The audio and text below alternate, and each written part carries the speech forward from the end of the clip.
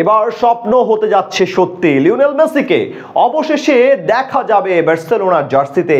সবকিছু ঠিকঠাক থাকলে 2025 সালের যে কোনো সময় কাতালান ক্লাবের হয়ে মাঠে নামবেন আর্জেন্টাইন অধিনায়ক। আর বার্সেলোনার জার্সিতে মাঠে নামবেন, তাও আবার এল ক্লাসিকোতে, অর্থাৎ রিয়াল মাদ্রিদের বিপক্ষে আবারও খেলতে যাচ্ছেন LM10। লিওনেল মেসির বার্সেলোনার হয়ে খেলা নিয়ে আরো বিস্তারিত আলোচনা হবে এ প্রতিবেদনে। দীর্ঘ সময়ক্ষেপণের পরে এবার দিবা স্বপ্নটাই পরিণত হতে চলেছে বাস্তবে। অবশেষে আসতে চলেছে সেই মহেন্দ্রক্ষণ, ফুরাতে চলেছে অপেক্ষার প্রহর। আরও একবার বার্সেলোনা ভক্তরা তাদের রাজপুত্র লিওনেল মেসিকে দেখতে চলেছেন ব্লাউগ্রানা জার্সিতে। আরও একবার কাতালান ক্লাবটির হয়ে চিরপ্রতিদ্বন্দ্বী রিয়াল মাদ্রিদের বিপক্ষে মাঠে নামতে পারেন ফুটবল জাদুঘর। না, এটা কোনো মিথ্যা আশা নয় কোনো রূপকথার গল্প, বরং হতে চলেছে এটাই সত্য।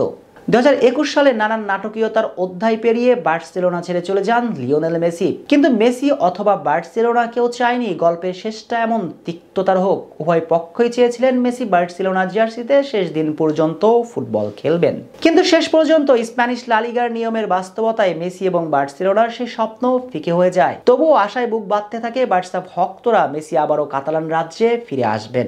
আর্জেন্টাইন কাপ্তান নিজেও ভক্তদের কথা দিয়েছিলেন একদিন না একদিন ভালোবাসার ক্লাবে তিনি ফিরবেন। কিন্তু শেষ পর্যন্ত নানান জটিলতায়, বিশেষ করে বার্সেলোনা বোর্ডের এক এক সময় এক এক ধরনের মুখরোচক গল্প দেখে মেসি নিজের সিদ্ধান্ত থেকে সরে আসেন এবং ইউরোপ ছেড়ে চলে যান ইন্টার মায়ামিতে। তাতে মেসিকে পুনরায় বার্সেলোনার জার্সিতে মাঠ মাতানোর স্বপ্নের এপিটাফ দেখে ফেলে নেটিজেনরা। কিন্তু আবারও নতুন করে আসার পালে হাওয়া দিয়েছে লিওনেল মেসিকে আবারও দেখা যেতে পারে বার্সেলোনায় খেলতে।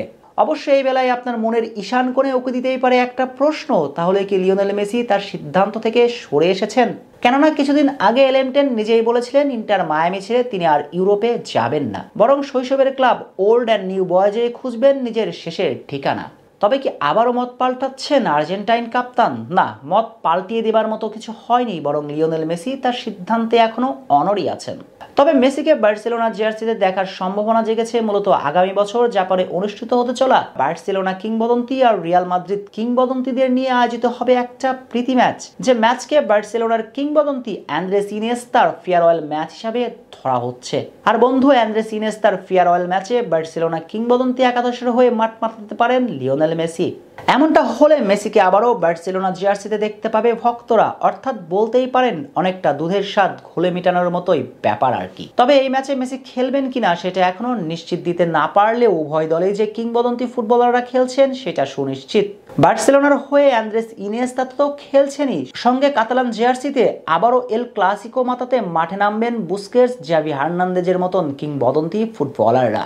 আর এই দলের সঙ্গে মেসি যদি যোগ দেন তবে জমে ওঠে ব্যাপারটা।